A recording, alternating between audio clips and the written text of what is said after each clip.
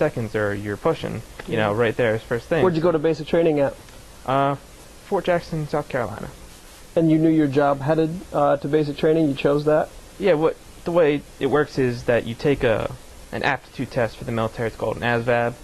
And what that is, it basically tests you in mathematics, English, history, engineering, different skill levels. And you only have to get, I think, a 32 to be accepted into the military. But the lowest grade only offers you, like, grunt jobs like 11 Sure. Bravo or 11 Charlie. If you get a higher grade like I did, you can pretty much choose any job you want. And the jobs they try and offer to you more aggressively when you get higher scores, things like military intelligence. And the only reason I didn't go that road is because that involves a year of AIT in California, and I wasn't, you know, trying to go to California for a year. I wanted to start my college. And you chose National Guard as well?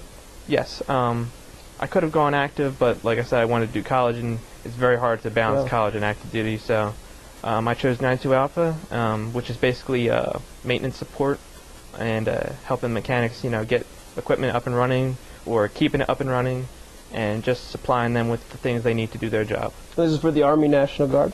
Well, that's the job title overall. Whether you're active duty or National Guard, that job doesn't change. It changes in that it has like different, like when you go to school for it, there's 13 different actual jobs you can do with that actual title. Right. And it just depends on the situation. So when I went to Iraq the first time, I did one job, and when I went to Iraq the second time, I did a different job, but with the same kind of responsibilities. Sure. Was there any thought to the Air Force, Marines, a different service, or was it Army all the way? It was Army all the way, and it was definitely, you know, a part because, you know, the 3 generations was all Army. Okay. And I also, you know, knew basically what the other branches did from, you know, word of mouth and just from talking to the recruiter, and I didn't have good enough vision. I mean, I had 20/20, but it wasn't perfect 20/20, so I couldn't be a pilot, so the Air Force was out. And I hated, you know, being on the water, so the Navy was out, and I didn't want to be Marine because they get killed a lot more often, so it pretty much just left the Army. Fair enough. What was the most difficult part of basic training for you? The whole thing was difficult, and it sort of increased in difficulty as you went along. The end of it got a little bit easier, but I think the most difficult and the kind of, you know, the most frightening of it was the live fire exercise you do at night. They called it Normandy Beach at Fort Jackson, but basically there's, if you ever seen the movie G.I. Jane, there's a sort of demonstration of it. What you do is you start off in sort of like a bunkered area, and then they blow a whistle or shoot a flare, and that's your signal to go. And what you do is you have to low crawl underneath this barbed wire, and the entire time you're low crawling, they're shooting live rounds over the barbed wire. Now it's very simple. As long as you don't stick your head up, you're fine. But you know, your head's here and the barbed wire is right there. So you know, if you raise your head up, you know, too much off the sand, there's a possibility you might get a bullet in your head. So, I mean, they shoot pretty high over it, over the barbed wire, but it's an exercise in discipline, in, you know, mental toughness. So I think that was the hardest for me because I didn't know what to expect going in, and then you learn actually what was going on afterwards. But you know, that was definitely the hardest. And you know, the physical parts of it were hard, but you know, mentally that was definitely the hardest part. You had to have a mental image or an idea of what you thought basic training was going to be before you went. Mm-hmm. Where do you think those images came from? Like, what went into making that? Like, movies, commercials. I mean, movies. Part of what my brother told me about he went through, but he went through like the light version of basic training because he was ROTC.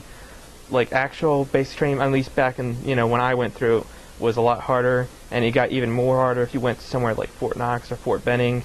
You know, that was still the days when they bounced you off the walls if you said something wrong. But you know, I had a certain image of it, and I think even my image kind of fell short because, I mean, they're all about, you know, team building and learning that you have to depend on each other. So all those thoughts you're brought up with about being an individual and looking out for number one, yeah, just get them out of your head because that's what gets you in trouble. Yeah. Now, as you come to the end of your basic training, did you know where your assignment would be, or your school, or what would happen next? I knew I was going to go to Fort Lee because by then my brother had been stationed at Fort Lee. He was actually a company commander at Fort Lee at that time, and he told me that my job classification would have me going for my AIT, which happens right after basic at Fort Lee. So I knew I was going there. I wasn't sure what exactly it was going to entail or anything like that, but I had a general idea of where I was going. So they took about 5 or 6 of us were going to Lee. They put us on a bus, sent us down there, and then when you got there, it was a completely different atmosphere from AIT to basic, because at basic everything was very strict. A drill sergeant walked in the room, you called at ease. AIT was very, very lax. I mean, I could count the amount of times we got, smoked on one hand. It was very, very different atmosphere. So in a way, it was good that it was, more lax, but it was just really, really surprising because of the things that people did and got away with. And what was the structure there? I mean, in terms of class, PT. I mean, what does an average day or week look like for you? At AIT, you woke up. I think it was like 6, 7 in the morning. We woke up there, and you had breakfast chow. You went to class till I want to say 1 o'clock, and then you came back, had lunch. And if you did PT, which we really didn't because class took up a lot of our day, it was usually in that afternoon time between dinner chow. Mm-hmm. And but I don't remember doing PT that much. Yep. I mean, I've heard people tell me that they did PT a lot, but I guess that depends on your company. But or in your classes, what kind of things were you learning? We had to go through several different stages of class. First, you learn like the very basics of that job, which is called PLL and TAMS, and then you have to learn something called ULS, and then you have to learn SARS and subsistence, and then warehouse. So they're all basically computer systems or written systems that record information for the Army? ULS and SARS are computer. Subsistence is just basically learning how to maintain food and stuff like that for that part of the job. Warehouse is learning how to, inventory things in a warehouse setting and using a little gun to, scan them and stuff like that. And PLL TAMS was, like I said, the most basic level. It's all textbook, and that's basically learning the terminology, the acronyms, and, the purpose of the job you're learning and, what its role is in the greater picture of the military, or at least the Army. What did you think of your training? It was pretty easy. I mean, I was always good at school. Always got good grades, so for me, it was, I tried to do my best, stuff like that, and, compared to basic, it was, a breeze, because you got off-post passes, every couple weeks, and got to go have some off time and watch movies at night, and nobody really bothered you when you're on your downtime. So it was a much more relaxed environment than basic training was. Basic training was, you couldn't even look at your bed until it was time to go to sleep. If someone saw you laying in your bed, that was it. You're done. So this is kind of more of headed towards a professional atmosphere where you're... Right, where you're treated like an individual and not some, low-level nothing. What's the biggest thing you think you took away from your individual training? Learning how to operate, in a military environment, getting to know people on a more friend level instead of, just, like the guy next to you, kind of, yeah. And, you make friends in AIT where in basic you just sort of have the people that you have to make sure don't mess up around you.